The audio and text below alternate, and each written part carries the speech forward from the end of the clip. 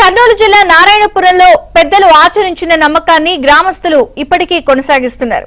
గ్రామంలో ఐక్యతతో సహపంక్తి భోజనం చేశారు.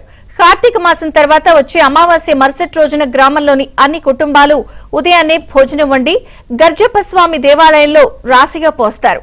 అనంతరం గ్రామ పెద్దలు ప్రత్యేక పూజలు చేసి స్వామివారి ముందు రాశిగా పోసిన అన్నాన్ని ఊరంతా కలిసి ఆరగిస్తారు. ఇలా చేయడం వల్ల గ్రామంలో కరువు రాదని వారు నమ్ముతారు. అమావాస్య పోయినప్పటి నుంచి నిన్న అమావాస్య వరకు రోజు నైవేద్యాలు, పూజలు, ఆకు పూజలు, అరటిపండు పూజలు, బండరార్చన, కుంకుమార్చన భగవంతుడికి నడిచినాయి. ఈరోజు అమావాస్య పోయినాక మరుసటి అమావాస్య పోయినాక ఎప్పుడైతే ఆదివారం వస్తుందో ఆ రోజు ఆదివారం మా ఊళ్ళో గ్రామ పెద్దలు చేసిన రీతిగా కరువు కాటకాలు రారాదు, మా ఊరు బాగుండాలా, పంటలు బాగుండాలా, పశువులాభివృద్ధి అంత సమృద్ధిగా ఉండాలా అని మా పెద్దలు చేసినారు. అందుకోసము మేము ఈరోజు ఇంటింటికి అన్నమంది ఒక్కొక్కరు వండుకొని వచ్చి రాశి పోస్తాం. రాశి పోసినాక మా పెద్దలు ఊళ్ళో చందా ఎత్తి సాంబారు